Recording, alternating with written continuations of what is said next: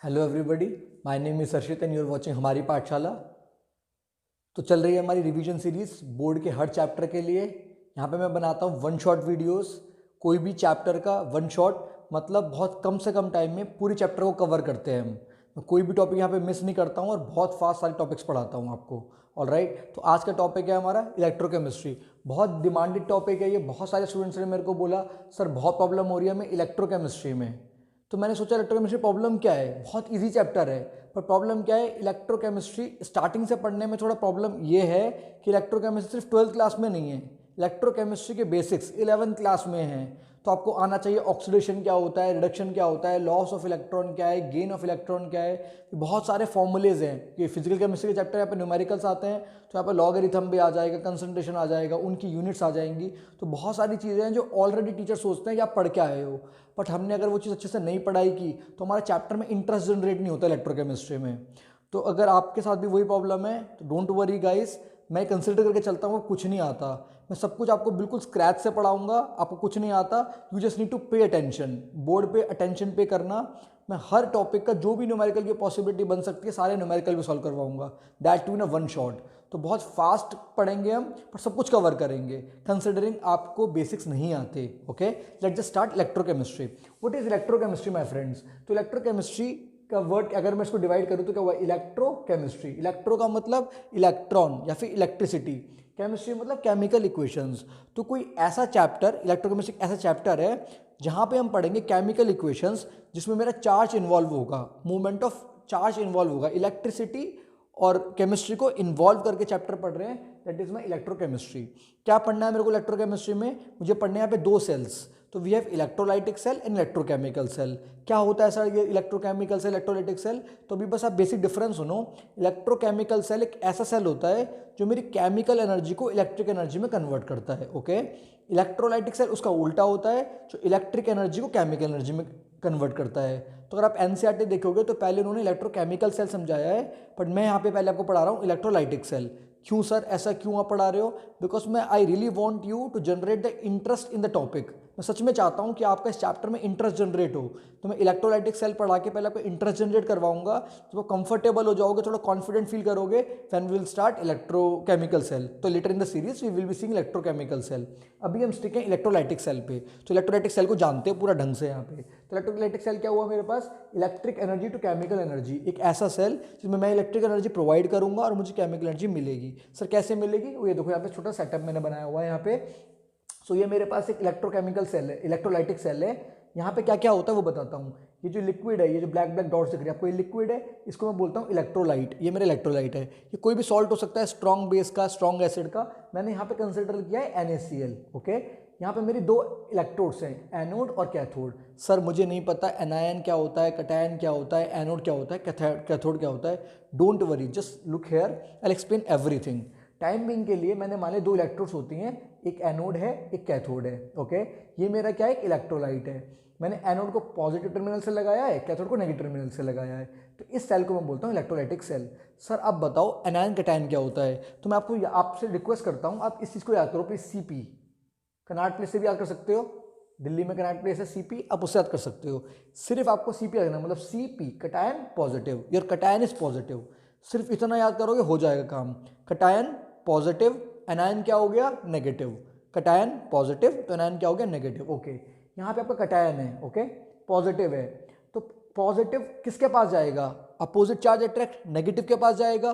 तो कटायन किसके पास जाएंगे? सर कैथोड के पास जाएंगे। क्यों जाएंगे कैथोड के पास? सर कटायन कैथोड सिमिलर है, एनायन एनोड से सिमिलर है। तो कटायन कहाँ जाएगा, कैथोड के पास जाएगा। तो कटायन पॉजिटिव है, CP कटायन पॉजिटिव, तो नेगेटिव के पास जाना चाहता है और वो कैथोड के पास जाएगा। तो कैथोड क्या होगी मेरी, नेगेटिव। इलेक्ट्रोलाइटिक सेल की बात कर रहा हूँ प्लीज। तो कैथोड क्या होगा मेरा, नेगेटिव टर्मिनल। तो कटायन को कैथोड के पास जाना है, ये पॉजिटिव है तो नेगेटिव के पास जाएगा। तो मेरी कैथोड क्या होगा, नेगेटिव इन इलेक्ट्रोलाइटिक सेल। ये Cl नेगेटिव है, this is my anion. Okay, तो एनायन नेगेटिव है, किसके पास जाएगा, पॉजिटिव के पास जाएगा। और एनायन है तो कहाँ जाएगा, एनोड के पास जाएगा। तो यहाँ पे क्या, एनोड मेरा पॉजिटिव, ये Cl negative will go to anode. Okay, तो ये बेसिक फंक्शन में इलेक्ट्रोलाइटिक सेल की। ठीक है, अब देखो तो Na पॉजिटिव कहाँ पे जाना चाहता है, नेगेटिव के पास। Cl नेगेटिव कहाँ जाना चाहता है, पॉजिटिव के पास। तो मैं क्या करूँगा, यहाँ पे मैंने बैटरी लगा दी, तो बैटरी क्या करेगी, Cl नेगेटिव को एनोड के पास भेजने की कोशिश करेगी और Na पॉजिटिव को कैथोड के पास भेजने की कोशिश करेगी। Negative opposite charge attract each other, तो वो उसको अट्रैक्ट करने की कोशिश करेगा। बट यहाँ पे Na और Cl ये पॉजिटिव और नेगेटिव है, तो पॉजिटिव और नेगेटिव के बीच में अपनी इलेक्ट्रोस्टैटिक फोर्स भी है, फोर्स होते हैं ना positive negative opposite charge attract each other, तो ये भी इसको नहीं छोड़ रहा। तो NaCl को जाने नहीं दे रहा, Cl Na को जाने नहीं दे रहा। तो Na चाहता है यहाँ से यहाँ पे जाना, Cl चाहता है यहाँ से यहाँ पे जाना, बट इनके बीच में एक फोर्स ऑफ अट्रैक्शन उसको जाने नहीं दे रहा। तो जाने नहीं दे रहा का मतलब है उसके पाथ पे रुकावट है, तो रेजिस्टेंस है। तो मुझे कुछ टर्म्स जानने हैं यहाँ पे ओम्स लॉ से रिलेटेड। अब मैं एक बार टर्म्स को पढ़ता हूँ सारे क्या होते हैं। तो पहला टर्म है हमारे पास important Ohm's law. Ohm's law पढ़ा है आपने, क्या होता है, कांस्टेंट फिजिकल कंडीशन पे फिर मतलब टेम्परेचर कांस्टेंट रखोगे तो V इक्वल्स टू IR होता है। ओके, यहाँ वोल्ट V है हमारी वोल्टेज पोटेंशियल डिफरेंस, I मेरा करंट है, R रेजिस्टेंस है।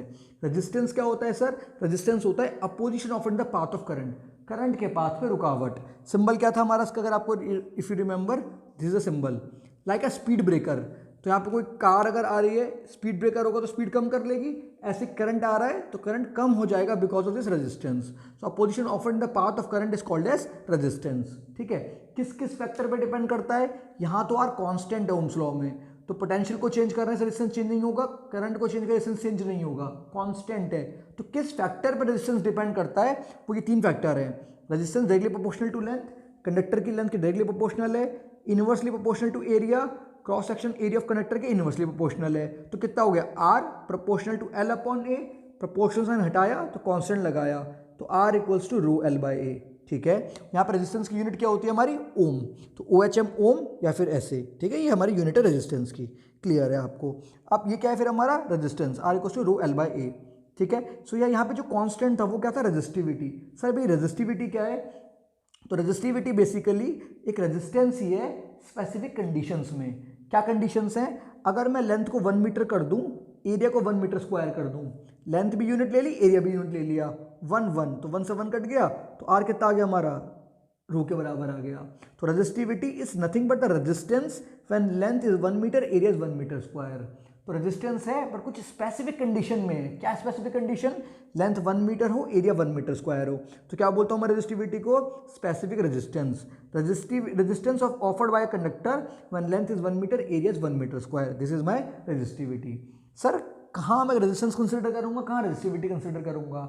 मान लो आपको दो मटेरियल कंपेयर करना है, किसका रेजिस्टेंस ज़्यादा है, तो कैसे कंपेयर करोगे, किसकी क्वालिटी ज़्यादा है, किसकी क्वालिटी अच्छी है रेजिस्ट करने की, तो आप बोलोगे सर ए मटेरियल की अच्छी है, फॉर एग्जांपल आपने बोला। बट मान लो आपने ए मटेरियल लिया है 100 मीटर का, बी मटेरियल ले रहे हो आप 2 मीटर का, तो कंपैरिजन गलत है ना। जब दो चीज़ों कंपेयर कर रहे हो तो उनके कॉन्स्टेंट्स को भी सेम बराबर रखो, बराबर कंडीशंस में दोनों को लाओ तब कंपेयर करो। तो मैं क्या बोल रहा हूँ, तो आप रेजिस्टेंस चेक करना एक गलत तरीका हुआ, क्योंकि यहाँ पे लेंथ और एरिया अलग अलग हो सकता है। आप रेजिस्टिविटी कंपेयर करो, रेजिस्टिविटी हर मटेरियल की अगर है तो दोनों, इसका लेंथ एरिया 1 मीटर, इसका लेंथ एरिया 1 मीटर। अब ये कितना रेजिस्टेंस दिखा पा रहा है मटेरियल ए, अब बी मटेरियल कितना रेजिस्टेंस दिखा पा रहा है, तो अब जो रेजिस्टेंस दिखाएंगे उससे मैं कंपेयर कर लूंगा किस मटेरियल की ज़्यादा रेजिस्टेंस हो सकती है, कौन सा मटेरियल ज़्यादा अपोज करेगा करंट को, तो वो है हमारी रेजिस्टिविटी। तो दो मटेरियल कंपेयर करने के लिए रेजिस्टिविटी यूज होती है। Resistivity nothing but the resistance offered by conductor when length is 1 metre, area is 1 metre square. Okay, अब चलो उसका फॉर्मूले की बात करता हूँ। तो मुझे फॉर्मूला कोई याद नहीं करना सर, यहाँ पे बहुत सारे फॉर्मूले लिखे हैं, आई विल मेक श्योर आपको कोई फॉर्मूला याद करने की जरूरत नहीं पड़ेगी, you just need to remember this formula, R equals to rho L by A. ठीक है, रेजिस्टिविटी का फॉर्मूला चाहिए, क्रॉस मल्टीप्लिकेशन मेरे को आता है, तो कितनी हुई resistivity, R into A upon L. Okay, तो रेजिस्टिविटी कितनी हो गई आपके पास, R into A upon L. ठीक है, अब मुझे यूनिट्स का बहुत यूज पड़ेगा तो मैं यूनिट्स भी देखता हूँ। यूनिट ऑफ रेजिस्टिविटी क्या हो गई सर, देखते हैं। रेजिस्टेंस की यूनिट कितनी है, ओम, अभी पढ़ी है मैंने। एरिया की यूनिट मीटर स्क्वायर, लेंथ की यूनिट मीटर, तो कितना हुआ, ohm into metre square upon metre. कैसे हुआ ये, ohm into metre square upon metre, तो 1 मीटर से 1 मीटर कट गया, क्या आ गई यूनिट, ओम मीटर। तो क्या यूनिट है इसकी, ओम मीटर। ओम सेंटीमीटर पे बोल सकता हूँ, अभी के लिए ओम मीटर, ऐसे सिस्टम में बात कर रहा हूँ मैं। ठीक है, चलो this was my ohm's law. Okay, now we have conductance. What is conductance, conductance is basically reciprocal of resistance. Current के पाथ पे रुकावट है तो रेजिस्टेंस है, करंट के पाथ पे सपोर्ट है तो कंडक्टेंस है। तो उल्टा है रेजिस्टेंस का, रेजिस्टेंस ज़्यादा कंडक्टेंस कम, कंडक्टेंस ज़्यादा रेजिस्टेंस कम। तो conductance is basically reciprocal of resistance. इसको डिफाइन करते हैं हम जी से। जी को कैसे डिफाइन करते हैं, conductance. Okay, G is nothing but 1 upon R. ठीक है सर, अब इसकी यूनिट क्या होगी, सर रेजिस्टेंस की यूनिट मेरे को पता है कितनी होती है, ओम, तो कंडक्टेंस की यूनिट कितनी होगी, 1 अपॉन ओम। तो 1 अपॉन ओम को क्या बोल सकता हूँ, ओम इनवर्स। तो कैसे कैसे लिख सकते हैं वो बता रहा हूँ मैं। तो 1 अपॉन ओम का मतलब ओम इनवर्स, इसको उल्टा लिख दो, MHO, इनवर्स है ना तो MHO, ये भी यूनिट है। ओम को मैं सिंबल ओम का ऐसे है, ओम 1 अपॉन आपका क्या वो ओम इनवर्स ऐसे, ये सिंबल भी ठीक है, ठीक है। पर जो जनरली हम यूज़ करते हैं, जो 90% आपको न्यूमेरिकल्स में मिलेगा वो आपका सीमेंस, उसको हम ऐसे डिफाइन करेंगे। तो please remember 1 upon resistance 1 upon ohm को हम सीमेंस से भी डिफाइन करते हैं। जब भी आप एस देखोगे आप समझ जाना वो सीमेंस है, वो 1 अपॉन ओम ही है। चाहे आप ऐसे लिखो, पर siemens is the most common use notation. Okay, now we have conductivity. Conductivity का मतलब, कंडक्टेंस क्या था, 1 अपॉन रेजिस्टेंस। कंडक्टिविटी क्या है, 1 अपॉन रेजिस्टिविटी। ओके, जैसे हमने रेजिस्टिविटी पढ़ा था, what was resistivity, specific resistance ही तो था। ऐसी कंडक्टिविटी क्या है मेरा, स्पेसिफिक कंडक्टेंस है, ठीक है। सर बहुत सारे फॉर्मूलेज हैं यहाँ पे, आप डोंट वरी, एक भी फॉर्मूला आपको याद नहीं करना, बस सुनते रहो मेरी बात, ठीक है। कनेक्टिविटी क्या है आपके पास, रेसिप्रोकल रेजिस्टिविटी, रेजिस्टिविटी का रेसिप्रोकल। रेजिस्टिविटी क्या थी आपके पास, सर रो, ये रेजिस्टिविटी थी, इसका रेसिप्रोकल कर दो 1 अपॉन रेजिस्टिविटी। तो आपको फॉर्मूला कौन सा याद था, R equals to rho L by A. आपको रो का फॉर्मूला चाहिए, रेजिस्टिविटी का फॉर्मूला कितना आ गया, R into A by L आ गया। अब आपको किसका फॉर्मूला चाहिए, कंडक्टिविटी का, वो है 1 अपॉन रो।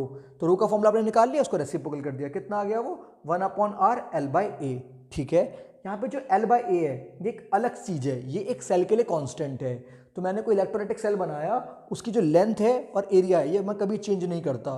तो एक सेल के लिए ये पैरामीटर्स कांस्टेंट है। तो एल अपॉन ए को मैं नाम देता हूँ G star, where G star is called as cell constant. This is constant for a cell. ध्यान रखना प्लीज, न्यूमेरिकल में काम आएगा, अभी न्यूमेरिकल देखेंगे कि एक सेल के लिए कांस्टेंट है parameter G star L upon A. Okay, तो मैंने पुट किया conductivity is equals to 1 upon R L by A की जगह जी स्टार, ये फॉर्मूला आ गया। तो पेपर में क्वेश्चन आता है express a relationship between conductivity, cell constant and resistance. तो very simple, conductivity is 1 upon resistivity, इसका फॉर्मूला पुट किया, एल बाई ए को जी स्टार पुट किया, ये फॉर्मूला आ गया।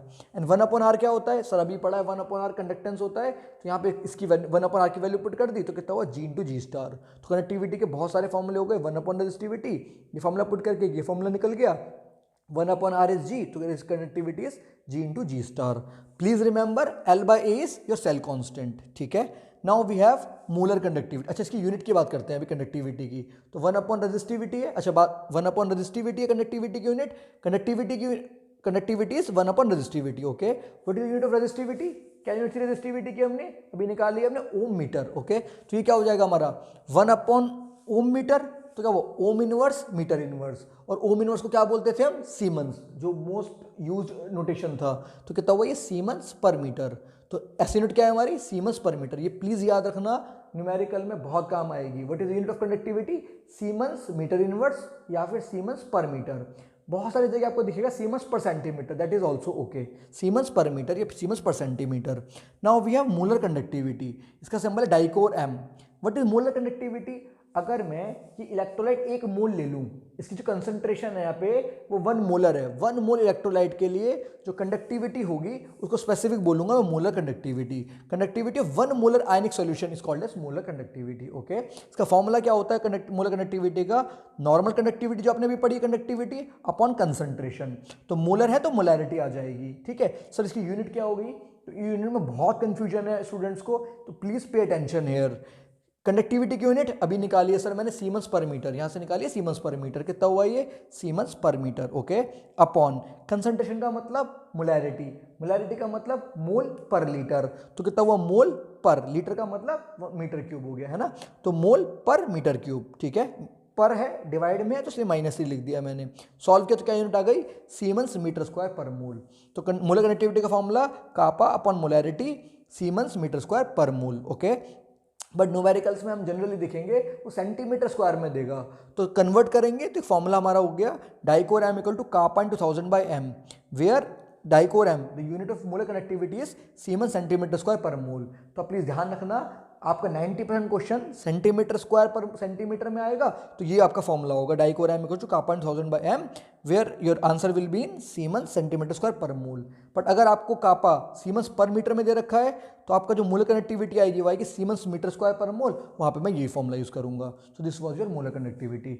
अब देखो, अब पूरा आपने सब कुछ पढ़ लिया सारे फॉर्मूलेस, आपको 1 मिनट में सारे फॉर्मूले याद कराता हूँ। आपको बस एक फॉर्मूला याद रखना है, आर का, आर कितना था आपका rho L by A, okay. Resistivity length by area, length upon area. Resistivity का फॉर्मूला कितना हो गया सर, क्रॉस मल्टीप्लाई, तो R into A upon L, ठीक है। जी का मतलब क्या है, कंडक्टेंस, ये क्या होता है 1 अपॉन रेजिस्टेंस, तो उसका रेसिप्रोकल कर दिया, ये रेसिप्रोकल कर दिया। कंडक्टिविटी क्या होता है 1 अपॉन रेजिस्टिविटी, रेजिस्टिविटी का फॉर्मूला ये था, इसका रेसिप्रोकल कर दिया, ये आ गया, ठीक है। अब इनकी यूनिट्स की और बात करते हैं फटाफट, वेरी इंपॉर्टेंट। रेजिस्टेंस की यूनिट कितनी होती है हमारी, ओम, ओके। रेजिस्टिविटी की यूनिट कितनी हो गई, ohm into metre square upon metre, तो कितना हो गया ओम मीटर। कंडक्टेंस की यूनिट कितनी हो गई हमारी 1 अपॉन आर, 1 अपॉन रेजिस्टेंस मतलब 1 अपॉन ओम, उसको मैं सीमेंस बोलता हूँ, सीमेंस आ गया। कापा की यूनिट 1 अपॉन रेजिस्टिविटी, रेजिस्टिविटी कितनी थी ओम मीटर, तो क्या हुआ ये ohm inverse metre inverse, ohm inverse को बोलता हूँ मैं सीमन, तो क्या हुआ ये siemens metre inverse. I hope this is clear. तो बेस्ड ऑन दिस टॉपिक अब हम कुछ न्यूमेरिकल सॉल्व करते हैं। तो फर्स्ट न्यूमेरिकल है हमारे पास, the electrical resistance of column of a 0.05 mole पर लीटर NaOH। तो मुझे क्या दिया हुआ है, मोल पर लीटर NaOH, ठीक है। तो ये क्या हो गया मेरे पास, मोलैरिटी। सबसे इंपॉर्टेंट है न्यूमेरिकल सॉल्व करने में गिवन चीज़ क्या है, आपको कौन सा फॉर्मूला लगाना है, उस वो पता लगाने के लिए क्या क्या गिवन है उसका डेटा आपके पास होना बहुत इंपॉर्टेंट है। तो कुछ हैक है कि न्यूमेरिकल को आप सॉल्व कैसे करते हो। कोई भी न्यूमेरिकल होगा सबसे पहला काम क्या करना है, जो भी चीज़ गिवन है उसको गिवन में लिखो यहाँ पे। The electrical resistance of column of इतने मोल पर लीटर, मोल पर लीटर क्या होता है हमारे पास, कंसंट्रेशन मतलब मोलैरिटी। तो गिवन मोलैरिटी कितनी है मेरे पास, या उसको मैं कैपिटल एम लिख देता हूँ बस। तो molarity is given as how much, 0.05 mole पर litre NaOH solution of diameter 1 centimetre. तो डायमीटर कितना है 1 सेंटीमीटर, ओके। रेडियस कितना होने वाला है सर, आधा, डायमीटर का आधा 0.5 centimetre, and length is 50 centimetre. Length कितनी है हमारे पास 50 सेंटीमीटर, ओके, लिख दिया। इस इतने ओम, क्या है ये रेजिस्टेंस की बात कर रहे हैं, रेजिस्टेंस इतना है। नहीं समझ में आया मेरे को पूरी लैंग्वेज पढ़ के, यूनिट देखो, यूनिट, यूनिट से भी बहुत कुछ पता लगा सकते हो। ओम यूनिट किसकी होती है, रेजिस्टेंस की। तो आर कितना है, रेजिस्टेंस कितना है मेरे पास, resistance is given as some 5.55 into 10 की power 3 ohm, all right. Calculate the resistivity. तो मैंने आपको बताया था मेरे को सिर्फ एक फॉर्मूला याद है, कौन सा, R equals to rho L by A. तो मैंने क्या फॉर्मूला याद किया, R equals to rho L by A, okay. Resistivity का फॉर्मूला रेजिस्टिविटी पूछ रहा है, कोई बात नहीं, क्रॉस मल्टीप्लाई, रेजिस्टिविटी कितनी हो गई, R into A by L, okay, yes sir. अब सारी वैल्यूज पुट कर देंगे, we will get the answer. Resistivity क्या हो जाएगी हमारे पास, आर, आर की वैल्यू पुट करूंगा। एरिया कितना होगा, कंडक्टर का cross section area, that is circle के फॉर्म में होगा वो, पाई आर स्क्वायर, कितना होगा pi R square upon length. सारी वैल्यूज पुट करते हैं। रेजिस्टिविटी विल बी, आर की वैल्यू कितनी है, गिवन है मेरे को 5.55 इंटू 10 की पावर 3, पाई इज 3.14, आर की वैल्यू कितनी है 0.5, तो 0.5 का whole square, okay, upon length. Length कितनी है आपके पास कंडक्टर की यहाँ पे 50 सेंटीमीटर, तो क्या लगा दोगे आप 50। यू विल सॉल्व दिस, तो ये आपका आंसर आ जाएगा। सबसे इंपॉर्टेंट क्या है हमारी यूनिट, यूनिट क्या होगी रेजिस्टिविटी की, ohm metre square upon metre. तो क्या यूनिट होगी हमारी, इतना ohm metre. You can solve this, you can do this calculations of your own, okay. तो ये क्या गई आपके पास resistivity, resistivity is done. Now पूछा आपसे कंडक्टिविटी, कंडक्टिविटी कैसे निकालते हैं, मैंने आपको फॉर्मूला बताया था। कंडक्टिविटी का फॉर्मूला क्या था हमारे पास, सेकंड पार्ट, कंडक्टिविटी क्या होती है हमारे पास, कापा इक्वल्स टू 1 अपॉन रेजिस्टिविटी, ठीक है। तो जो आपका आंसर आएगा उसको रेसिप्रोकल कर देना, you will get your conductivity. तो जो भी आपका आंसर आएगा, आपको आंसर चाहिए मैं देख के बता देता हूँ एक बार। तो आपका रेजिस्टिविटी कितनी आई है यहाँ पे, this value is some 87.135 ohm, 87.135 ohm centimetre, ये सेंटीमीटर में होगा प्लीज, हाँ क्यों, क्योंकि सारी वैल्यू सेंटीमीटर में ली, मैंने कन्वर्ट नहीं किया, ओके। तो ये क्या करोगे 1 अपॉन 87.135, तो योर के वैल्यू विल भी, इसको सॉल्व करोगे तो ये वैल्यू आ जाएगी मेरी 0.01148, simple calculation, you can do it, okay. अब यूनिट इंपॉर्टेंट है, तो रेजिस्टिविटी की उल्टी यूनिट, रेजिस्टिविटी यूनिट कितनी है, ohm centimetre, ohm inverse centimetre inverse, which is I call siemen centimetre inverse, ohm inverse को सीमन से बोलते हैं। तो कनेक्टिविटी आ गई। नाउ थर्ड पार्ट क्या रहा है, मोलर कनेक्टिविटी।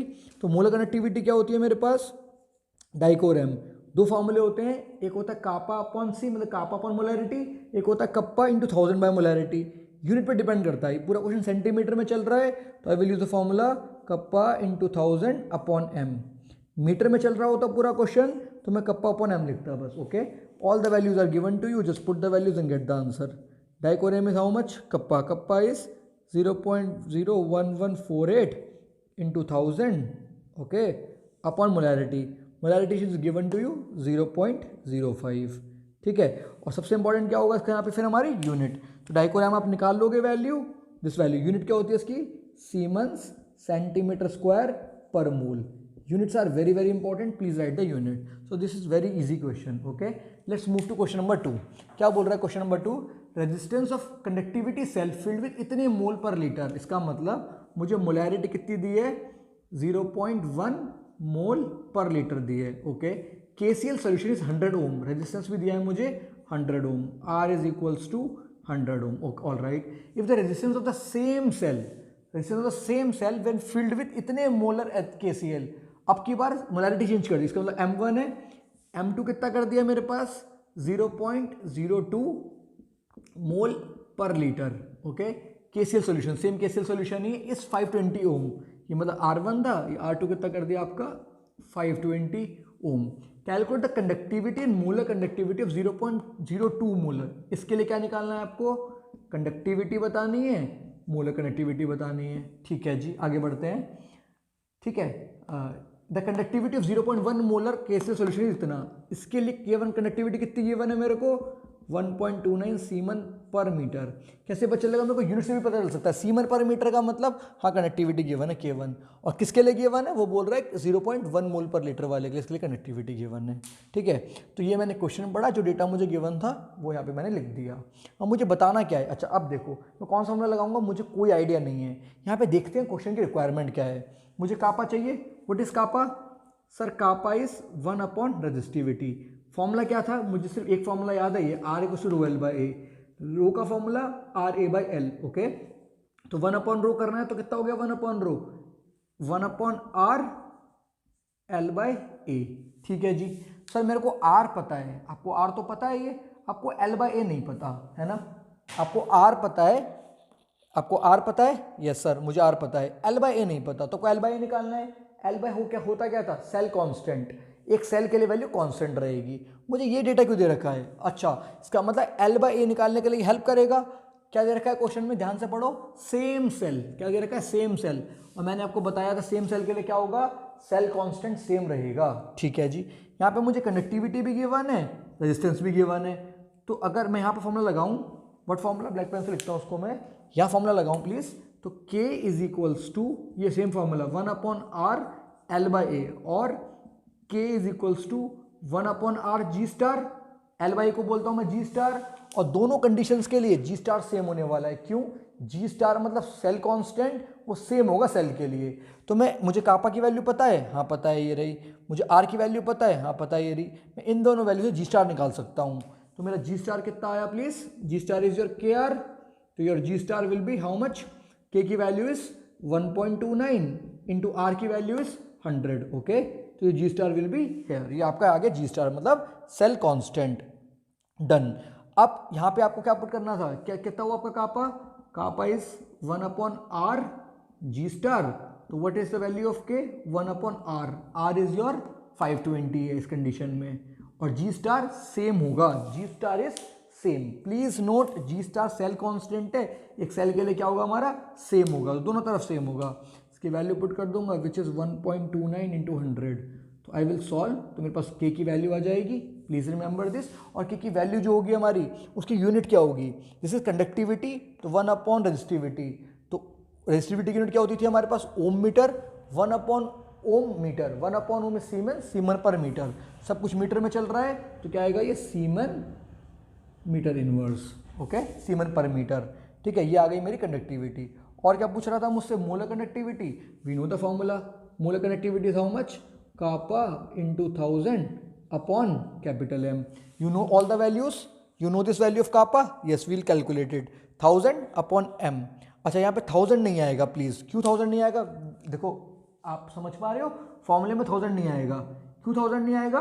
बिकॉज किस में है फॉर्मूला? मीटर में है। मैंने आपको बताया था कि अगर फॉर्मूला मीटर में होगा तो which is kappa upon molarity, बस। तो जो आपका आंसर आएगा इसे कैलकुलेट करके, वो आएगा सीमन मीटर स्क्वायर पर मोल में। Please pay attention to this. तो फॉर्मूला अगर मीटर में है, सब कुछ दिख रहा है आपको यहाँ पे क्वेश्चन में, तो ये सीमेंस पर मीटर में था हमारा, पर सेंटीमीटर में होता तब मैं कन्वर्ट करके उसको बोलता kappa into 1000 upon M, but since it is in metre your डाइकोरम will have this formula and your answer will be siemens metre square पर मोल। ओके, सो अब हमें पढ़ना है फैक्टर्स अफेक्टिंग मोलर कंडक्टिविटी। तो मोलर कंडक्टेंस या molar conductivity कौन कौन से फैक्टर इफेक्ट करते हैं। तो पहला जो हमारा फैक्टर है वो है dilution. What do you mean by dilution? Adding some solvent, कोई सॉल्वेंट मिलाऊंगा मैं इसमें, इसको बोलूंगा डाइल्यूशन। कंसंट्रेटेड का मतलब क्या हुआ, जैसे आपने बोला कंसंट्रेटेड HCl है, इसका मतलब वहाँ पे सॉल्वेंट का अमाउंट कम है, वाटर कम है, HCl ज़्यादा है। मैं वाटर ज़्यादा ऐड करता रहूँ, HCl इतना ही है, इलेक्ट्रोलाइट इतना ही है, मैं वाटर ऐड करता रहूँगा इसमें, इसका मतलब क्या कर रहा हूँ मैं उसको डाइल्यूटेड कर रहा हूँ। ओके, तो डाइल्यूशन कर रहे हैं तो क्या फ़र्क पड़ रहा है। मैथमेटिकली देखते हैं, आपकी मोलर कंडक्टिविटी का फॉर्मूला इज कापा अपॉन सी, सी का मतलब कंसंट्रेशन, मोलरिटी बोल दूँ तो कापा अपॉन मोलरिटी का फॉर्मूला मोल पर लीटर, मतलब मोल अपॉन वॉल्यूम। ओके, ये वॉल्यूम ऊपर आ गया, ये वॉल्यूम ऊपर आ गया। फॉर्मूला क्या होगा डाइकोरम का, kappa into volume upon N, where N is number of mole. तो क्लियरली दिख रहे हो वॉल्यूम और डाइकोरम डायरेक्टली प्रोपोर्शनल है, तो वॉल्यूम बढ़ेगा तो मोलर कंडक्टिविटी बढ़ेगी। इसका मतलब डाइल्यूशन आप करोगे तो डाइल्यूशन करने से मोलर कंडक्टिविटी क्या होगी, इंक्रीज होगी। सर मैथमेटिकली तो समझ में आ गया, बट फिजिकल इंटरप्रिटेशन क्या है, कैसे मानूं मैं, तो उसकी फील नहीं आई है मुझे। तो in order to get feel थोड़ा कॉन्सेप्ट समझना पड़ेगा मेरे को, ठीक है। क्या कॉन्सेप्ट कहता है कि डाइल्यूशन के लिए मुझे जानना पड़ेगा दो इफेक्ट होते हैं, स्ट्रॉन्ग इलेक्ट्रोलाइट में अलग इफेक्ट होता है, वीक इलेक्ट्रोलाइट में अलग इफेक्ट होता है। सर क्या होता है ये स्ट्रॉन्ग इलेक्ट्रोलाइट और वीक इलेक्ट्रोलाइट, पहले वो देखते हैं फ्रेंड्स। तो स्ट्रॉन्ग इलेक्ट्रोलाइट क्या होता है, electrolytes that are 100% dissociated. Strong बोल रहा हूँ मैं, स्ट्रॉन्ग इतने स्ट्रॉन्ग हैं 100% टूट चुके हैं। ऐसे इलेक्ट्रोलाइट जो 100% टूट चुके हैं आप उसको और नहीं तोड़ सकते। Electrolyte which are 100% dissociated are called as strong electrolyte. Weak electrolyte क्या होते हैं, electrolyte that are not 100% dissociated, there is still scope of dissociation, फिर स्कोप है। सर क्या मतलब है इसका, इसका मतलब देखो मेरे पास 100 है NaCl, मेरे पास 100 NaCl है, अब मैंने एक्वस फॉर्म लिया इसका तो ये टूट गए कितने, 100 Na में 100 Cl में, तो 100% डिसोसिएशन हुआ। मेरे पास 100 NaCl थे तो 100 Na और 100 Cl आ गया, क्यों, क्योंकि स्ट्रॉन्ग इलेक्ट्रोलाइट था। अगर मेरे पास कोई वीक इलेक्ट्रोलाइट है, फॉर एग्जांपल CH3COOH, अगर ये वीक है तो अगर मैं 100 CH3COOH लूंगा तो मुझे क्या मिलेगा, प्लीज लिसन केयरफुली, मुझे मिलेगा 20 CH3COOH और 20 H+। सर 80 कहाँ गया, तो 80 COOH की फॉर्म में ही रहा। प्लीज लिसन केयरफुली, अगर मेरी डिग्री ऑफ डिसोसिएशन, मतलब डिसोसिएशन 100% तो है नहीं, तो CH3COH अगर 100 है तो मेरे पास मान लो सिर्फ 30 मिले, तो 30 CH3CO नेगेटिव मिले, 30 H पॉजिटिव मिले, तो बाकी 70 वो वैसे के वैसे ही रहे, 100% नहीं टूटे। NaCl 100 था तो 100 Na 100 Cl में टूट गए। ओके, तो ये थे मेरे स्ट्रॉन्ग इलेक्ट्रोलाइट और वीक इलेक्ट्रोलाइट। अब सर क्या होता है डाइल्यूशन का फर्क स्ट्रॉन्ग इलेक्ट्रोलाइट में, मेरे पास एक स्ट्रॉन्ग इलेक्ट्रोलाइट है NaCl, मैं डाइल्यूशन करूंगा तो क्या इफेक्ट पड़ेगा इसमें, ठीक है। तो इस बात को समझने के लिए एक फनी से एग्जांपल है, उसको बस एग्जांपल तक ही रखना, बट फनी एग्जांपल समझते हैं। कंसीडर करो Na और Cl रिलेशनशिप में है। ओके, कंसीडर करो Na और Cl रिलेशनशिप में है, तो NaCl के बीच में एक अट्रैक्शन है, हाँ सर पार्टनर के बीच में अट्रैक्शन होता है, तो Na positive Cl negative, opposite charge attract, तो अट्रैक्शन है, इसको बोल दूंगा मैं इंटर आयनिक अट्रैक्शन। इंटर आयनिक, ये अनायन कैटायन है, इनके बीच में अट्रैक्शन है। अब बट रिलेशनशिप में है, बट स्टिल बाहर से भी इंटरेस्टेड है, बाहर के लोगों में भी, तो Cl अट्रैक्टेड है एनोड की तरफ, रिलेशनशिप में है Na के साथ, बट Cl नेगेटिव है, पॉजिटिव की तरफ अट्रैक्टेड है, एनोड की तरफ जाना चाहता है Cl। Similarly Na positive Cl के साथ रिलेशनशिप में, इंटर आयनिक अट्रैक्शन है इनके बीच में, बट Cl पॉजिटिव है तो नेगेटिव कैथोड के पास जाना चाहता है। तो Na यहां से यहां जाना चाहता है, Cl यहां से यहां जाना चाहता है, बट जा कोई नहीं पा रहा। क्यों नहीं जा पा रहे, बिकॉज इनके बीच में एक अट्रैक्शन है, तो Na Cl को नहीं जाने दे रहा, Cl Na को नहीं जाने दे रहा। ओके, तो जाना चाहते हैं बट जा नहीं पा रहे। अगर इनको भेजना है तो क्या करना पड़ेगा, इनको बीच में लड़ाई करवानी पड़ेगी। कोई बेस्ट फ्रेंड आया कंधा जिसको आप बोलते हो, तो लड़ाई करवानी पड़ेगी। तो अगर मैंने यहाँ पे डाइल्यूशन कर दिया, मैंने क्या कर दिया डाइल्यूशन, बाहर से वो आग लगा दी इनके बीच में, मतलब लड़ाई करवा दी इनकी, तो बाहर से डाइल्यूशन किया तो क्या हुआ, वो सॉल्वेंट पार्टिकल इनके बीच में आ गया। क्या आ गया, सॉल्वेंट पार्टिकल इनके बीच में आ गया। यहाँ पे जैसे ही आपने डाइल्यूशन किया, सॉल्वेंट पार्टिकल बीच में आ गया, तो NaCl इनके बीच में एक इंटरआयनिक अट्रैक्शन था, जैसे ही बीच में आ गया तो उसने इनका अट्रैक्शन कम करवा दिया, थोड़ी लड़ाई ना स्टार्ट हुई, तो इंटरआयनिक अट्रैक्शन क्या हुआ, कम हो गया। अगर इनका इंटरआयनिक अट्रैक्शन कम हो गया तो क्या होगा, Na थोड़ा फ्री हुआ Cl की तरफ कैथोड की तरफ जाने में, Cl थोड़ा सा फ्री हुआ एनोड की तरफ जाने में। तो जैसे जैसे आप डाइल्यूशन करते रहोगे, इनका इंटर आयनिक अट्रैक्शन क्या होता रहेगा, हमारा कम होगा।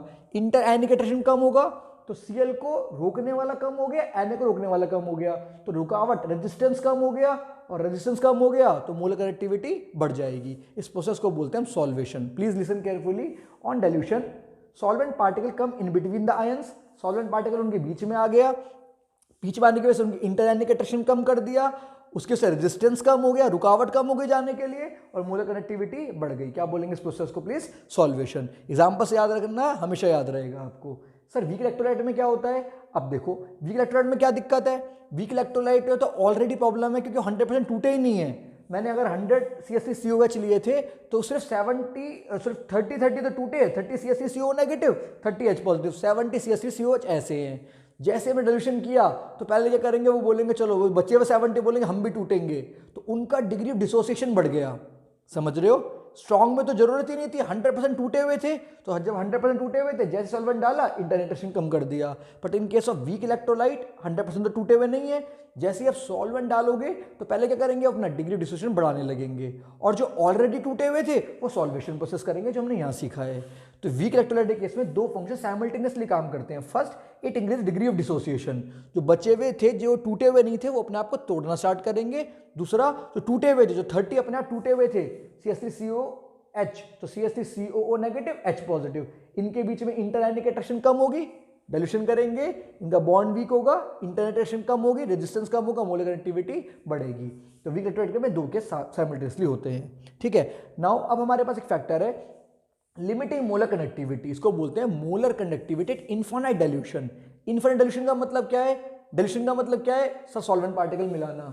इनफाइनाइट का मतलब क्या है? अरे सर इनफाइनाइटली मिलाना। सर इनफाइनाइटली मिलाना, there is nothing called as infinitely मिलाना। इनफाइनाइट का मतलब नॉट डिफाइन, तो आप डिफाइन ही नहीं कर सकते कितना मिला रहे हो। अब देखो एग्जाम्पल हमारा क्या एग्जाम्पल था हमारा, कि डाइल्यूशन कर रहे थे जिससे इनका इंटरएक्शन कम हो रहा था, इनकी बॉन्डिंग कम हो रही थी, बॉन्डिंग कम हो रही थी तो आराम से जा पा रहे थे। मैंने कहा डाइल्यूशन करता गया करता गया करता गया, इतना डाइल्यूशन किया मैंने, इतनी आग लगा दी इन दोनों के बीच में, इनका ब्रेकअप हो गया। इनका ब्रेकअप हो गया, डोंट बी सैड, इनका हुआ है, आपका नहीं हुआ, तो इनका ब्रेकअप हो गया। व्हाट डू आई मीन, कि इनका इंटरआयनिक अट्रैक्शन बिल्कुल जीरो हो गया, रेजिस्टेंस रुकावट बिल्कुल खत्म। अब जब आपने डाइल्यूशन किया, the amount of dilution where interionic attraction is zero, रुकावट, इसको यहां जाने की रुकावट है क्या? अब तो ब्रेकअप हो गया, क्या है कि रुकावट, तो रेजिस्टेंस जीरो, तो मोलर कंडक्टेंस क्या होगा? Molar conductance achieve its maximum value. Resistance zero हो गया, रुकावट ही खत्म हो गई, तो conductance achieve its maximum value. क्या बोलते हैं उसको? Molar conductivity at infinite dilution और लिमिटिंग मोलर कंडक्टिविटी। दोबारा बोल रहा हूं मैं, दोबारा सुनो। इनफिनिट डाइल्यूशन क्या हुआ? The amount of dilution, infinite dilution is the amount of dilution where interionic attraction is practically zero, resistance zero and molar conductance achieve it maximum value, peak value और लिमिटिंग वैल्यू, उसको बोलते हैं limiting molar conductivity. Okay, तो इस equation के पीछे graph बनाया D bye Hückel ने। तो Debye Hückel Onsager equation है, एक डाइकोर एम इक्वल्स टू डाइकोर M minus A root C, where this is concentration. Logically सुनो, मैं ग्राफ तो बना दूंगा आपको, बहुत सिंपल है, लॉजिक सुनो पहले ध्यान से। डाइल्यूशन का उल्टा होता है कंसंट्रेशन। कोई सोल्यूशन में डाइल्यूशन ज्यादा है, इसका मतलब वो कंसंट्रेटेड कम है।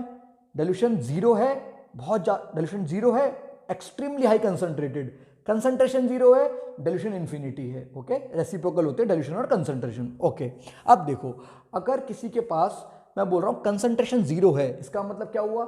डाइल्यूशन इनफाइनाइट है, तो इनफाइनाइट डाइल्यूशन होगा तो मोलर कंडक्टिविटी क्या होगी? Maximum value. देख लो, अगर कंसंट्रेशन जीरो हुआ, डाइल्यूशन इन्फिनिटी, कंसंट्रेशन जीरो, तो डाइकोरम की वैल्यू कितनी आ गई हमारी? जीरो, तो सिर्फ आ गई है डाइकोरम नोट।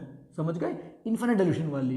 ठीक है, और जैसे जैसे आपने कंसंट्रेशन बढ़ाया, डाइल्यूशन कम हो रहा है, डाइल्यूशन कम हो रहा है, तो मोलर कंडक्टिविटी कम होगी। तो मोलर कंडक्टिविटी क्या हो रही है?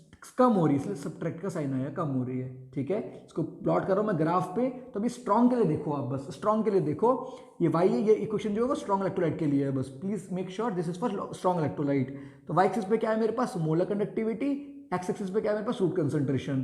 तो एक स्ट्रेट लाइन की इक्वेशन है, y is equal to mx minus C. अगर आपको इक्वेशन से ग्राफ बनाने में प्रॉब्लम है तो मैं ऑलरेडी वीडियो बना चुका हूँ ग्राफ के ऊपर, बेसिक्स ऑफ ग्राफ, तो मैं डिस्क्रिप्शन में इसका लिंक दे दूंगा, आप वो वीडियो देखना, किसी भी इक्वेशन से ग्राफ बना पाओगे। ओके, अगर आपने वो वीडियो ऑलरेडी देखी हुई है तो आप इसको एंजॉय कर सकते हो। तो डाइकोरम कितना हुआ आपका? y एक्सिस पे, x पे क्या हुआ आपका? Root concentration. Okay, y equal to mx minus C. अब देखो, x अगर जीरो होगा तो y की वैल्यू कितनी होगी? c। तो x अगर जीरो है तो y की वैल्यू कितनी है? c। x अगर जीरो है तो y की वैल्यू कितनी है c, डाइकोरम नॉट। स्लोप नेगेटिव है, m नेगेटिव का है, नीचे की तरफ आएगा तो नीचे की तरफ आ रहा है। जैसे जैसे कंसंट्रेशन हमारी जीरो थी, इन्फिनिट डाइल्यूशन था, मेरी मोलर कनेक्टिविटी मैक्सिमम वैल्यू की थी। कंसंट्रेशन बढ़ाते गए, डाइल्यूशन कम करते गए, डाइल्यूशन कम किया आपने तो उनकी बॉन्डिंग स्ट्रांग हुई, उसके बाद मोलर कनेक्टिविटी कम होती चली गई, कम हो गई। ये स्ट्रॉन्ग इलेक्ट्रोलाइट का है। तो डी बाई हकल ओम्स अगर इक्वेशन ने स्ट्रॉन्ग इलेक्ट्रोलाइट के लिए रिलेशनशिप बता दिया था। अब वीक में क्या दिक्कत है, वीक में तो दो प्रोसेस हो रहे हैं ना, सिर्फ सॉल्वेशन तो नहीं हो रहा, वहाँ डिग्री डिसोसिएशन भी बढ़ रहा है। तो मेरे पास कोई एग्जैक्ट ग्राफ नहीं है, कोई एग्जैक्ट इक्वेशन नहीं है। क्यों इक्वेशन नहीं है, मुझे पता ही नहीं कि डिग्री ऑफ डिसोसिएशन कितना होगा, 20% और हुआ, 30% और हुआ, इस वजह से मैथमेटिकल इक्वेशन नहीं बन पाई। पर अप्रॉक्सीमेटली डेटा अगर हम बताएंगे तो कुछ इस तरीके से शेप आती है हमारी ब्लू वाली। तो this is for weak electrolyte. Okay, अब इन्फिनिट डाइल्यूशन में क्या हुआ, इन्फिनिट डाइल्यूशन में क्या हुआ, Na का Cl से कोई मतलब नहीं, Ca का Na से कोई मतलब नहीं, ठीक है। तो मतलब जो इलेक्ट्रोलाइट थे उनकी इंटर एनिक अट्रैक्शन जीरो हो गई और ये यहां चला गया, यहां चला गया। तो इस बात का यूज किया हमारे कोलाक्स ने। तो कोलाउस लॉ है हमारा, कोलाउस लॉ है, वो क्या कहता है, law of independent migration of ion. क्यों बोलते हैं इसको independent migration of ion, depend नहीं कर रहा, Cl Na पे डिपेंड नहीं कर रहा, माइग्रेट मतलब मूव करना, Cl माइग्रेट करेगा एनोड पे इंडिपेंडेंटली, Na से फर्क नहीं पड़ता, Na कैथोड पे मूव करेगा इंडिपेंडेंटली, Ca से फर्क नहीं पड़ता। कब होगा ऐसा, इनफाइनाइट डाइल्यूशन में। कब, जब इतना सॉल्वेंट इतना डाइल्यूशन कर दूंगा, जब इनके बीच में अट्रैक्शन क्या हो जाएगी मेरी, जीरो। तो क्या हो जाएगा मेरा इनफाइनाइट डाइल्यूशन के केस में क्या होगा, law of independent migration of ion. So ion will behave independently, they will go independently to respective anode and cathode. Okay, तो कोलाक्स लॉ को हम बोलते हैं इंडिपेंडेंट माइग्रेशन ऑफ आयन। क्यों बोलते हैं इंडिपेंडेंट, बिकॉज कोलाक्स लॉ कहाँ पढ़ते हैं, कब पढ़ते हैं, इन्फिनिट डाइल्यूशन के केस में पढ़ते हैं। क्या कहता है ये कोलाक्स लॉ, कि जब हम इन्फिनिट डाइल्यूशन के केस में बात करूंगा तो मोलर कंटेंस अगर मुझे निकालना है इलेक्ट्रोलाइट का, जो मैं नहीं निकाल पा रहा इन केस, तो मुझे निकालना है, तो क्या निकालो आप, इनका आयन का अलग अलग निकाल लो, इंडिपेंडेंट तो है ही, तो आपको NaCl का निकालना है तो आप Na प्लस का निकाल लो अलग से और Cl माइनस का अलग से निकाल लो, दोनों को ऐड कर दो, आपके पास NaCl का मोलर कंटेंस आ जाएगा। For example molar conductance of NaCl equals to sum of its ionic conductance, तो Na प्लस का और Cl माइनस का। तो यहाँ पे मैंने डाइकोर लिखा था, मैंने लैम्डा लिख दिया, तो आयनिक कंडक्टेंस का लैम्डा लिख लेते हैं। ओके, तो NaCl का molar conductance will be equals to sum of ionic conductance of Na positive and Cl negative.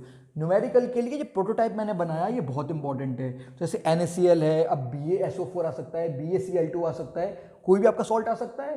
तो कोई भी सॉल्ट को हैंडल कैसे करोगे आप, देखो एग्जांपल लिया मैंने कुछ A2B3 का, तो क्या करोगे, देखो चार्ज क्या आएगा, A के ऊपर 3 पॉजिटिव चार्ज, ये वाला चार्ज ऊपर आ जाएगा, तो A के ऊपर 3 पॉजिटिव हो गया, B के ऊपर क्या आएगा 2 नेगेटिव हो गया। सर पहले पॉजिटिव ही क्यों आया, हमेशा पहले कटायन होता है, cation positive, CP current place. Okay, cation positive, A 3 positive, B 2 negative, ये आ गया। अब कितने A 2A हैं तो 2 आ गया, B कितने 3 है तो 3 आ गया। ये क्वेश्चन बहुत इंपॉर्टेंट है, मैं न्यूमेरिकल्स करेंगे अभी इसके बाद, तो न्यूमेरिकल में दिखेंगे बहुत जगह यूज होगी। तो please remember this prototype.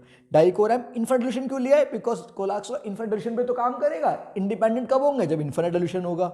Okay, तो लिमिटिंग मोलर कनेक्टिविटी की बात करेंगे, ठीक है। तो ये प्रोटोटाइप आपको ध्यान रखना पड़ेगा, ठीक है। नाउ एप्लीकेशन, क्यों पढ़ रहा हूँ सर, क्या फायदा है, इस बात से फायदा क्या है, आप वीक इलेक्ट्रोलाइट जिसका आप मोलर कंडक्टेंस नहीं निकाल सकते, we will see strong electrolyte की हेल्प से हम मोलर कंडक्टेंस वीक का भी निकाल पाएंगे। तो स्ट्रॉन्ग के लिए तो मेरे पास ये इक्वेशन भी है, ग्राफ भी है, वीक के लिए तो मुश्किल है, वीक के लिए तो नहीं बता पाता। With the help of Kohlrausch law we will calculate molar conductivity for weak electrolyte, first point. दूसरा, अब वीक इलेक्ट्रोलाइट में डिग्री ऑफ डिसोसिएशन बढ़ रहा था मेरा अल्फा, जैसे हम डाइल्यूशन करूंगा तो वो जो टूट नहीं रहे थे, वीक इलेक्ट्रोलाइट थे, 100% डिसोसिएटेड नहीं थे, तो डिसोसिएशन बढ़ गया। कितना डिसोसिएशन बढ़ा, तो डिग्री ऑफ डिसोसिएशन की वैल्यू कितनी है वो भी मैं कैलकुलेट कर पाऊंगा इससे। तो अल्फा की वैल्यू कितनी होती है, molar conductivity normal upon molar connectivity infinite dilution, तो इससे मुझे पता चलेगा degree of dissociation. And then also dissociation constant, तो डिसोसिएशन कांस्टेंट का फॉर्मूला क्या होता है, K into C alpha square upon 1 minus alpha, where C is your concentration that is molarity and alpha dissociation constant. कई बार paper में आपसे dissociation constant पूछता है तो आपको अल्फा निकालना पड़ेगा, अल्फा का फॉर्मूला डाइकोरम अपन डाइकोरम नॉट, ठीक है। ये सारे फॉर्मूले पुट करके हम यूज करेंगे। तो ये फॉर्मूले कुछ इंपॉर्टेंट है, 1 2 3, ये 1 प्रोटोटाइप, 2 अल्फा का फॉर्मूला, 3 K का फॉर्मूला। न्यूमेरिकल देखते हैं, आपको सब कुछ क्लियर हो जाएगा। ओके, तो गाइज इस टॉपिक पे आता है numericals. Numericals are very important, तो कुछ न्यूमेरिकल सॉल्व करते हैं, थोड़ा बहुत कॉन्फिडेंस आएगा किस टाइप के क्वेश्चन में आते हैं। तो जब भी हम न्यूमेरिकल सॉल्व करेंगे इस टॉपिक के ऊपर, हमें ये बॉक्स में जो भी ये सब समझ में आना चाहिए। एक बार रिकॉल कर लेते हैं, यहाँ पे मोलर कनेक्टिविटी का फॉर्मूला होता है हमारा कापा अपन कंसंट्रेशन मोलैरिटी, कब, जब यूनिट होगी सीमेंस मीटर स्क्वायर पर मोल में। सेंटीमीटर स्क्वायर पर मोल में होगी 1000 लगा दूंगा मैं, तो कापा इंटू 1000/m का फॉर्मूला साइमन सेंटीमीटर स्क्वायर पर मोल में होगी। ओके, ये क्या था हमारा independent migration of ion. Kohlrausch law में कि सम ऑफ मोलर इलेक्ट्रोलाइट कितना होगा हमारा, इलेक्ट्रोलाइट का molar conductance will be sum of ionic conductance. अब देखो यहाँ पे क्या लिया था मैंने, A B positive, sorry A Y positive कितने ए एक्स, तो X ionic conductance of A Y positive, B के ऊपर क्या आ गया एक्स नेगेटिव आ गया, और कितने हैं वाई, तो Y B X negative ionic conductance. तो मोलर कंडक्टेंस इलेक्ट्रोलाइट का sum of its ionic conductance, कब, जब इंडिपेंडेंट माइग्रेशन ऑफ आयंस था। ओके, डी डिस्ट्रीब्यूशन का फॉर्मूला अल्फा इक्वल टू डाइकोरम अपॉन डाइकोरम नॉट, और डिस्ट्रीब्यूशन कांस्टेंट का फॉर्मूला है हमारा, ये यूज करेंगे। इस चीज के ऊपर दो प्रैक्टिस करवा देता हूं मैं आपको क्वेश्चंस की। मान लो डाइकोरम CaCl2 का निकालना है आपको, तो कितना होगा molar conductance of CaCl2 infinite dilution, कितना होगा, Ca के ऊपर 2 पॉजिटिव चला गया, Ca2 पॉजिटिव, Cl के ऊपर 1 नेगेटिव आ गया, 1 नेगेटिव, Cl 2 थे तो यहाँ पे 2 आ गया। ओके, MgSO4, तो क्या होता है Mg के ऊपर 2 पॉजिटिव चार्ज होता है, SO4 के ऊपर 2 नेगेटिव चार्ज होता है, तो 2 और 2 होता है यहाँ पे, पर कट जाता है 2 और 2। ओके, तो Mg 2 प्लस SO4 2 माइनस का आयनिक कंडक्टेंस। अब देखो न्यूमेरिकल सॉल्व करना है यहाँ पे मुझे, तो पहला न्यूमेरिकल क्या कह रहा है मेरा, molar conductance of NaCl at infinite dilution जितना, ये दे रखा है, ये दे रखा है, मुझे HAC का पूछ रहा है। स्ट्रॉन्ग इलेक्ट्रोलाइट का मोलर कंडक्टेंस आपको गिवन है, आपसे वीक इलेक्ट्रोलाइट का मोलर कंडक्टेंस पूछ रहा है। मैंने आपको बताया था कोलाक्स लॉ के एप्लीकेशन में कि स्ट्रॉन्ग इलेक्ट्रोलाइट के मोलर कंडक्टेंस की हेल्प से हम वीक इलेक्ट्रोलाइट का मोलर कंडक्टेंस निकाल सकते हैं। उसको निकाल के दिखाता हूँ मैं। मुझे निकालना क्या है, मुझे निकालना है डाइकोरम नॉट ऑफ HAC। ओके, इस फॉर्मूले को यूज करा which is equal to infinite dilution कैसे, तो I can say H positive ionic conductance और AC नेगेटिव। यस सर, मुझे ये निकालना है, मुझे ये वैल्यू गिवन है, क्या पता है, अरे सर ये भी नॉट वाले गिवन है। ओके, तो मैं इसको भी बोल सकता हूँ, this is also equal to how much, ionic conductance of Na positive plus ionic conductance of Cl negative. मैं इसको भी बोल सकता हूँ, this is ionic conductance of H positive plus ionic conductance of Cl negative. मैं इसको भी split कर सकता हूँ, कोलाक्स लॉ की हेल्प से कर रहा हूँ मैं, क्योंकि इनफिनिट डिल्यूशन के केस में चल रहा है ये। तो आयनिक conductance of Na positive plus ionic conductance of AC negative. Okay, अब देखो आपको क्या क्या चाहिए, आपको H चाहिए, H कहाँ है सर, ये रहा H, ये चाहिए आपको AC चाहिए, ये रहा। तो 3 क्वेश्चन मानो, फर्स्ट सेकंड थर्ड, आपको जो चाहिए, आपको जो रिलेवेंस है, आपको इस चीज़ की रिलेवेंस है, ये कहाँ पे है, ये सेकंड में और थर्ड में है। तो मैं सेकंड और थर्ड को ऐड कर दूँ, सर ये तो आपने कर तो दिया, कोई प्रॉब्लम नहीं है, आपको H भी मिल गया, आपको AC भी मिल गया, बट आपको Na और Cl तो नहीं चाहिए थे, जो फालतू में मिल गए। सेकंड प्लस 2 प्लस 3 किया तो ये तो चाहिए थे, तो मिल गए, ये दोनों नहीं चाहिए थे। ऊपर देखो, अरे ये भी Na और Cl है, सब्ट्रैक्ट कर दूंगा 1 को, तो अगर मैं 2 प्लस 3 माइनस 1 कर दूंगा तो मुझे यही मिलेगा जो मेरे बॉक्स में है। ये चारों मिलते, सब्ट्रैक्ट कर दिया, Na से Na कट गया, Cl से Cl कट गया। तो अगर मैं क्या इक्वेशन यूज कर रहा हूँ, 2 प्लस 3 माइनस 1, तो 2 प्लस 3 माइनस 1 क्या मिलने वाला है मेरे को, आप ध्यान से देखोगे तो you will be getting ionic conductance of H positive, ध्यान से देखो चेक करो, plus ionic conductance of AC negative. कितनी होगी इसकी वैल्यू, और यही तो ये है, ये तो ये निकालना था मेरे को, यही है वो। तो 2 प्लस 3 माइनस 1, तो 2 पे क्या है, ये 425 विच इज 425.9 प्लस 3 पे क्या 91 प्लस 91 माइनस ये वैल्यू कितनी है 126.4। ओके, तो आप कैलकुलेट कर लोगे जो भी वैल्यू आएगी, ठीक है। और ये क्या है हमारा मोलर कंडक्टेंस है, यूनिट क्या होगी इसकी, सेंटीमीटर स्क्वायर पे चल रहा है, सब सीमेन सेंटीमीटर स्क्वायर पर मोल। आई होप आपको फर्स्ट क्वेश्चन समझ में आया होगा बहुत अच्छे से, ठीक है। मैं इसको रब करता हूँ सो दैट में बाकी क्वेश्चंस की मुझे जगह मिले करने को, ठीक है। ये क्वेश्चन आपको सबको कंफर्टेबल होगा, ऑलराइट। चलो मैं इसको रब कर रहा हूँ। तो now we have next question, please read the next question. Conductivity of 0.01028 mole पर litre acetic acid, conductivity of इतने मोल पर लीटर, कंडक्टिविटी नहीं है मोल पर लीटर, मोलैरिटी गिवन है। तो मेरे को मोलैरिटी गिवन है कैपिटल M इक्वल्स टू 0.001028 मोल पर लीटर, ओके। इस इतना कंडक्टिविटी गिवन है, सर कंडक्टिविटी है मोलर कंडक्टिविटी है, अरे मोलर कभी नहीं बोला तो कंडक्टिविटी मानूंगा। एक और हिंट है, यूनिट देखो सीमेंस पर सेंटीमीटर, अगर मोलर कंडक्टिविटी होता तो होता सीमेंस सेंटीमीटर स्क्वायर पर मोल। तो आपको मोलर कंडक्टिविटी दिया भी नहीं, यहाँ से भी समझ में आ रहा है, फिर भी कंफ्यूजन है, तो units are very important, unit से पता चलेगा। तो कंडक्टिविटी कितनी है आपके पास, के कितना है 4.95 10⁻⁻⁵ siemens centimetre inverse. Calculate the dissociation constant of acidic acid. Okay, dissociation constant निकालना है। इफ डाइकोरम नॉट दे रखा है मेरे को, ओके, डाइकोरम नॉट दे रखा है किसका, एसिटिक एसिड का। क्या होता है एसिटिक एसिड सर, CH3COOH का। कितना दे रखा है मेरे को, 390.5 semen centimetre square mole inverse. क्या पूछ रहा है आपसे, डिसोसिएशन कांस्टेंट। क्या होता है डिसोसिएशन कांस्टेंट फ्रेंड, ये होता है के। देखो ये रहा फॉर्मूला, यहाँ लिखता हूँ मैं के को, जो मुझे चाहिए। क्या चाहिए मुझे, के चाहिए। के क्या होता है, C alpha square upon 1 minus alpha. Yes sir. What is C, concentration. दे रखी है मोलैरिटी, हाँ दे रखी है। मुझे चाहिए अल्फा। क्या चाहिए मेरे को, अल्फा निकालना है। अल्फा क्या होता है सर, अल्फा का फॉर्मूला होता है डाइकोरम अपॉन डाइकोरम नॉट। ठीक है सर, ये भी समझ में आ गया। तो डाइकोरम कहाँ है, नहीं है मेरे पास। डाइकोरम नॉट की वैल्यू ये रही। अब डाइकोरम कैसे निकालूंगा, डाइकोरम का फॉर्मूला देखिए, उस क्वेश्चन में तीनों फॉर्मूले यूज हो गए। आपसे डिसोसिएशन कांस्टेंट पूछा, आपसे पूछा के का फॉर्मूला होता है ये। इसमें अल्फा चाहिए, अल्फा नहीं पता, अल्फा का फॉर्मूला लगाया, ये निकालना पड़ेगा। इसमें ये दे रखा है, ये नहीं दे रखा डाइकोरम। तो पहला क्या करूंगा मैं, डाइकोरम निकालूंगा। व्हाट इज योर डाइकोरम, क्या होता है। अब फॉर्मूला ये वाला यूज करना है, ये वाला यूज करना है, यूनिट के ऊपर डिपेंड करेगा। सेंटीमीटर में दे रखा है, ये वाला फॉर्मूला यूज करूंगा। मीटर में दे रखा होता है, I will be using this formula. So this is kappa into 1000 upon m। I can use this formula. Okay, तो क्या हो गया हमारा इसकी वैल्यू प्लीज। तो this is your kappa is how much, this is kappa.